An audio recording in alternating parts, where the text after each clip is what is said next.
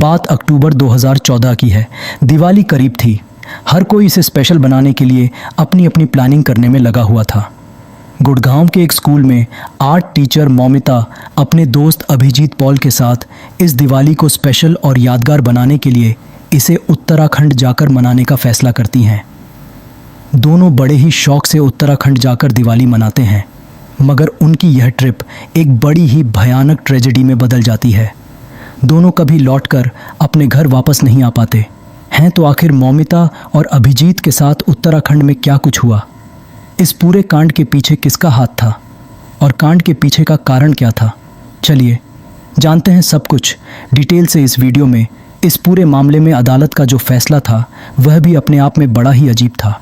वह कैसे, जानने के लिए वीडियो में आखिर तक बने रहे। कहानी में आगे बढ़ने से पहले चैनल को सब्सक्राइब कर बेल आइकन ज़रूर दबा लें। तो चलिए अब कहानी शुरू करते हैं। इस कहानी की शुरुआत होती है 2014 के दिवाली के आसपास से। 27 साल की मौमिता दास मूल रूप से पश्चिम बंगाल के कल्याणी की रहने वाली थी, जबकि अभिजीत पॉल कोलकाता के दमदम का रहने वाला था। फिलहाल दोनों साउथ दिल्ली के लाडो सराय इलाके में किराए के मकान में रह रहे थे। यहीं रहते हुए मौमिता गुड़गांव के एक स्कूल में बतौर अकाउंट टीचर जॉब कर रही थी, जबकि इसका 24 साल का दोस्त अभिजीत भी एक आर्टिस्ट था। मौमिता और अभिजीत इस बार दिवाली को यादगार बनाने के लिए उत्तराखंड में जाकर मनाने का फैसला करते हैं। सब कुछ तय होने के बाद यह दोनों 21 अक्टूबर 2014 को उत्तराखंड पहुंच जाते हैं। यहां पहुंचकर देहरादून में अपनी दिवाली मनाते हैं। इन दोनों ने अपने परिवार वालों को भी इस ट्रिप के बारे में जानकारी दे दी थी। देहरादून पहुंचने के 2 दिन तक तो इन दोनों की बातचीत परिवार वालों से होती रहती है, मगर 23 अक्टूबर 2014 के बाद अचानक मौमिता और अभिजीत दोनों का ही मोबाइल स्विच ऑफ हो जाता है। पहले तो परिवार वाले समझते हैं कि शायद मोबाइल चार्ज ना होने की वजह से स्विच ऑन ऑफ हो गया होगा, मगर कई घंटे बीत जाने के बाद भी जब मोबाइल ऑन नहीं होता है तो परिवार वालों की चिंताएं बढ़ने लगती। घर वाले परेशान हो जाते हैं और अभिजीत और मौमिता के दोस्तों से इन दोनों के बारे में जानकारी लेने लगते हैं, मगर कहीं से भी मौमिता या अभिजीत के बारे में कोई जानकारी इन्हें नहीं मिलती है। यह लोग इस इंतज़ार में भी रहते हैं कि शायद अभिजीत या मौमिता दोनों में से कोई इन्हें कॉल करेगा, मगर कई घंटे बीत जाने के बाद भी कोई कॉल नहीं आता है। यहाँ तक कि घंटे दिन में बदल जाते हैं, मगर कहीं से कोई जानकारी निकल कर नहीं आती है। थक हार कर 29 अक्टूबर 2014 को मौमिता के पिता मृणाल कृष्णदास दिल्ली के साकेत पुलिस स्टेशन में जाकर अभिजीत और मौमिता की मिसिंग रिपोर्ट दर्ज करवाते हैं। रिपोर्ट दर्ज करने के तुरंत बाद अभिजीत और मौमिता की कॉल डिटेल्स निकलवाई जाती हैं। जांच में पता चलता है कि एक नंबर पर 23 अक्टूबर 2014 को कई बार कॉल की गई थी। आखिरी बार भी सेम नंबर पर कॉल किया गया था। जब इस नंबर की जानकारी निकलवाई जाती है तो पता चलता है कि नंबर किसी राजू दास का है। पुलिस राजू दास के नंबर पर कॉल करती है, मगर जांच में सामने आता है कि 23 अक्टूबर से ही राजू दास का मोबाइल नंबर भी स्विच ऑन ऑफ है। 23 अक्टूबर से ही अभिजीत और मौमिता का मोबाइल स्विच ऑन ऑफ था और राजू दास का भी mobile same time he switch on off हुआ था। क्या यह महज इत्तेफाक था या किसी साजिश की तरफ इशारा? इसी बात का पता लगाने के लिए अब राजू दास की तलाश शुरू होती है। इन सब के बीच अभिजीत पॉल के पिता अपने बेटे की मिसिंग रिपोर्ट कोलकाता के दमदम पुलिस स्टेशन में भी दर्ज करवा देते हैं। अब कोलकाता पुलिस भी अभिजीत की तलाश में लग जाती है। जांच के क्रम में ही दिल्ली पुलिस को यह भी पता चलता है कि मौमिता दास का मोबाइल भले ही 23 अक्टूबर को आखिरी बार स्विच ऑन ऑफ हुआ था, मगर IMEI नंबर से पता चलता है कि उसका मोबाइल दोबारा 24 अक्टूबर 2014 को स्विच ऑन हुआ था और तब से इस मोबाइल पर एक नई सिम कार्ड का इस्तेमाल हो रहा है। जिस जांच करने पर पता चलता है कि यह सिम किसी मोहन दास के नाम पर दर्ज है। अब पुलिस मोहन दास का पता लगाते हुए उस तक पहुंच जाती है। यहाँ आकर पता चलता है कि मोबाइल नंबर फ़िलहाल राजू दास नाम का कोई व्यक्ति यूज़ कर रहा है।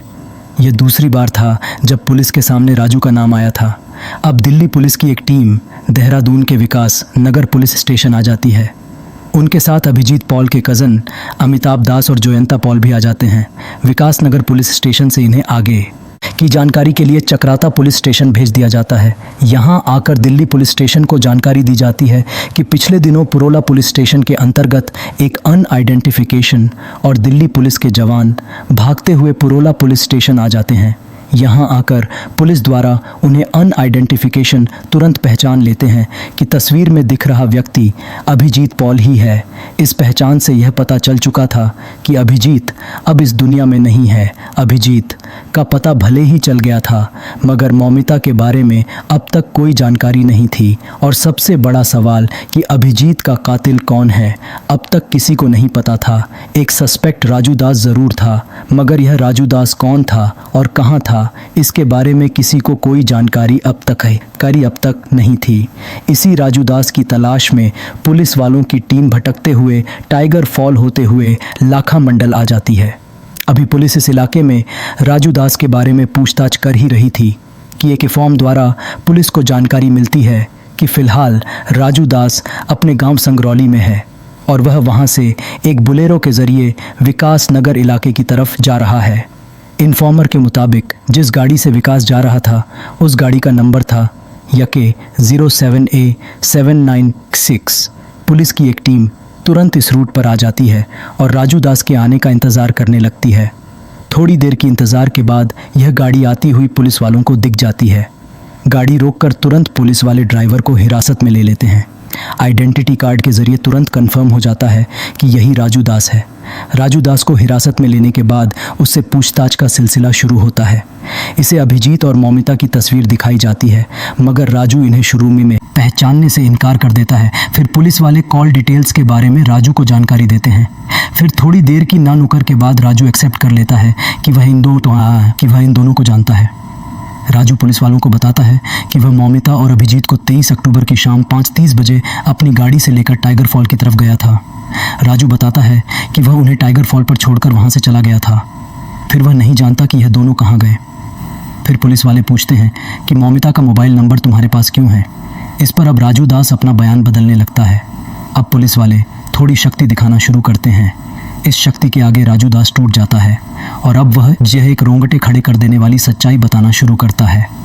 राजू दास के बयान के मुताबिक शाम के लगभग 5:30 बजे 6 अक्टूबर 2014 को अभिजीत और मौमिता इसकी गाड़ी में बैठते हैं।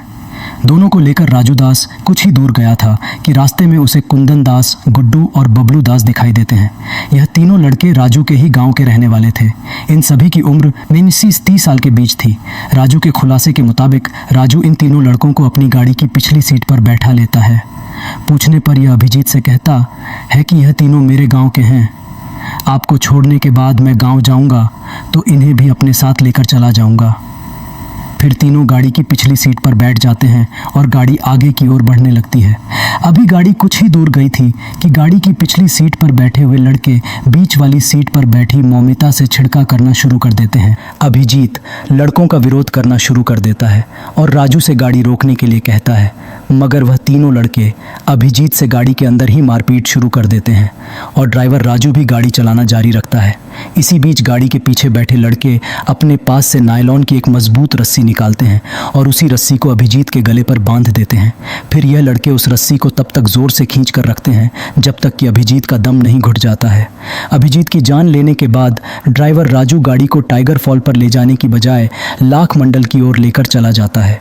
इसी बीच यह सभी मिलकर अभिजीत की बॉडी को गाड़ी के पिछले हिस्से में रख देते हैं और तीनों लड़के बीच वाली सीट पर आकर बैठ जाते हैं। अभी भी मौमिता बैठी हुई थी। राजू के मुताबिक मौमिता लगातार मदद के लिए चिल्लाने की कोशिश कर रही थी, अपने हाथ पैर मार रही थी, मगर लड़कों ने उसके मुंह को दबा कर रखा हुआ था। इन सब के बीच ड्राइवर राजू दास गाड़ी को सुनसान इलाके में ले जाता है। यहाँ पर यह लोग मौमिता को गाड़ी से उतारते हैं। राजू, गुड्डू और कुंदन तीनों मिलकर लड़की का हाथ पैर पकड़ते हैं और बबलू दास बड़ी ही बेरहमी से लड़की के साथ ज़बरदस्ती करता है। राजू द्वारा दिए गए बयान के मुताबिक लड़की के साथ ज़बरदस्ती करने के बाद इन लोगों को लगता है कि अगर इन्होंने लड़की को ज़िंदा छोड़ दिया तो लड़की सारी जानकारी पुलिस को दे देगी और यह सभी पकड़े जाएंगे। इसीलिए अब सभी मिलकर लड़की को भी जान से मारने का प्लान बनाते हैं और फिर लड़की को मौमिता के स्कार्फ से ही उसका गला घोंट देते हैं। अब ये सभी लाश को ठिकाने लगाने के लिए प्लान में लग जाते हैं।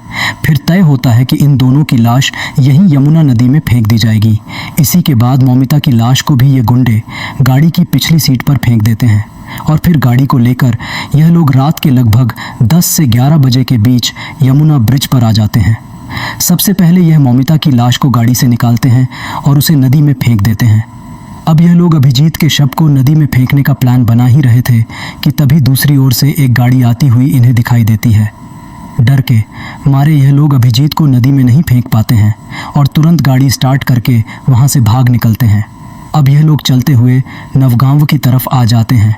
फिर मौका मिलते ही एक सुनसान इलाके में राजू और उसके दोस्त अभिजीत के शव को एक सुनसान इलाके की गहरी खाई में फेंक देते हैं और फिर बड़े आराम से यह लोग अपने गांव चले जाते हैं।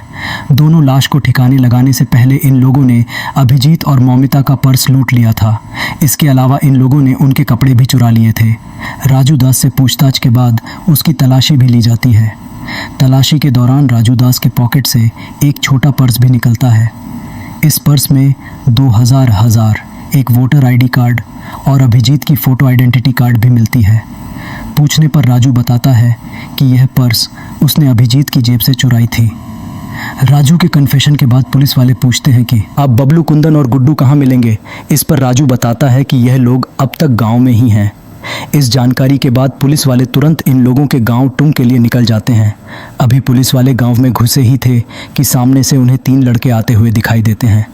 बताता है कि यही तीनों लड़के कुंदन, बबलू और गुड्डू हैं। पुलिस वाले को देखते ही यह लड़के भागने लगते हैं, मगर पुलिस वाले तुरंत ही इन तीनों को भी अपनी हिरासत में ले लेते हैं।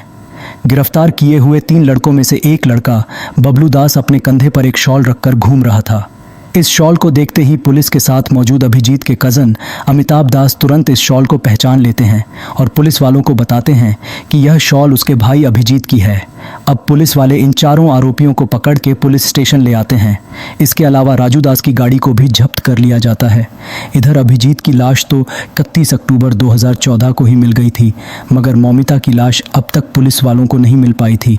इसलिए पुलिस वाले राजू, बबलू, गुड्डू और कुंदन की निशानदेही पर 13 नवंबर 2014 को मौमिता की लाश ढूंढने के लिए निकल जाते हैं।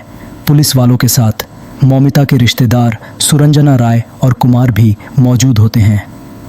खोजी दल को यमुना नदी के किनारे एक महिला की सेमी बॉडी मिलती है।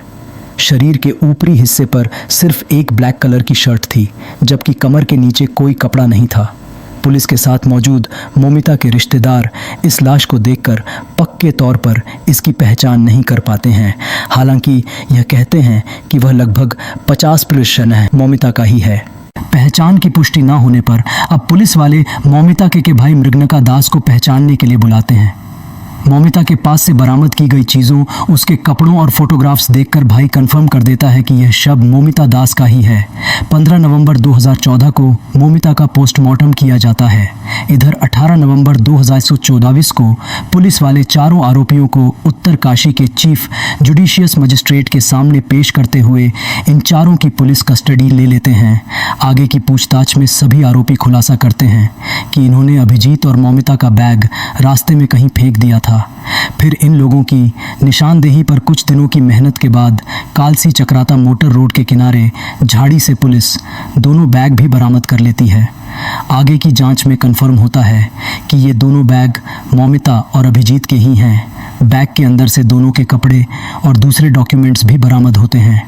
अब तक की जांच में दिल्ली पुलिस के साथ साथ उत्तराखंड के भी कई अलग अलग थानों की टीम इस केस पर काम कर रही थी। फाइनली 29 नवंबर 2014 को इस केस को देहरादून के विकास नगर पुलिस स्टेशन के हवाले कर दिया जाता है। आगे की जांच के बाद चारों आरोपियों को जेल भेज दिया जाता है, जबकि पुलिस वाले अहम सबूत जुटाना शुरू करते हैं ताकि अभिजीत और मौमिता के कातिलों को कड़ी से कड़ी सज़ा मिल सके।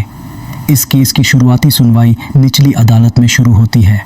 लगभग 4 सालों तक इस केस की सुनवाई होती रहती है और फाइनली 2018 में इस केस में अदालत का फैसला आता है। अदालत चारों आरोपियों को दोषी करार देती है, जिनमें से ड्राइवर राजू दास को मुख्य आरोपी मानते हुए धारा 302 के तहत दोषी पाते हुए इसे मौत की सज़ा सुनाई जाती है, जबकि अदालत द्वारा कुंदन दास गुड्डू और बबलू को उम्र कैद की सज़ा सुनाई जाती है। साथ ही इन तीनों पर 50 हज़ार का जुर्माना भी लगाया जाता है। चारों आरोपियों को सबूत मिटाने का भी दोषी पाया जाता है, इसलिए धारा 201 के तहत राजू, बबलू, कुंदन और गुड्डू को 7 साल की और अलग से सज़ा सुनाई जाती है। इन दोषियों को यह सज़ा 27 अक्टूबर 2018 को एडिशनल डिस्ट्रिक्ट एंड सेशंस जज सुल्तान अहमद ने सुनाई थी। मौमिता और अभिजीत के परिवार वाले इस फैसले पर असंतोष जताते हुए कहते हैं कि अगर सभी आरोपियों को फांसी की सज़ा मिलती तो ज़्यादा बेहतर होता। इस फैसले के खिलाफ चारों आरोपी उत्तराखंड हाई कोर्ट में अपील करते हैं। निचली अदालत द्वारा दिए गए फैसलों और इन आरोपियों के गुनाहों को देखते हुए हर कोई यही उम्मीद कर रहा था कि या तो हाई कोर्ट द्वारा निचली अदालत द्वारा दी गई सज़ा को बरकरार रखा जाएगा या फिर बाकी आरोपियों को भी मौत की सज़ा सुनाई जाएगी। मगर हाई कोर्ट से जो फैसला आता है उसे देखकर हर कोई चौंक जाता है। 2024 के अप्रैल महीने में उत्तराखंड हाई कोर्ट में इस केस से जुड़ी सुनवाई पूरी होती है। अदालत द्वारा अंतिम फैसला सुरक्षित रख लिया जाता है। फिर 13 मई 2024 को उत्तराखंड हाई कोर्ट अपना फैसला सुनाते हुए कहती है कि आरोपियों के खिलाफ पर्याप्त सबूत नहीं है, इसलिए इन सभी को केस से बरी किया जाता है। इस तरह जिन आरोपियों को निचली अदालत ने दोषी पाते हुए कड़ी सज़ा सुनाई थी, उन्हें हाई कोर्ट द्वारा बरी कर दिया जाता है। अदालत की ओर से यह भी निर्देश दिया जाता है कि जल्द से जल्द इन दोषियों को जेल से रिहा कर दिया जाए। उत्तराखंड हाई कोर्ट में इस केस की सुनवाई रविंद्र मैथानी और न्यायमूर्ति आलोक कुमार वर्मा की खंडपीठ ने की थी। दोस्तों, निचली अदालत या फिर उत्तराखंड हाई कोर्ट ने इस मामले में जो भी फैसला सुनाया, हम उसका पूरा सम्मान करते हैं। फिर भी हाई कोर्ट के इस फैसले पर आपकी क्या राय है, कमेंट बॉक्स में ज़रूर बताएं। हमारी मेहनत पसंद आई हो तो इस वीडियो को लाइक करते हुए शेयर भी करें। अगर आपने अब तक चैनल को सब्सक्राइब नहीं किया है तो जल्दी से चैनल को सब्सक्राइब कर बेल आ भी दबा लें। ऐसी ही कहानियों के लिए हमारे साथ लगातार जुड़े रहे। धन्यवाद।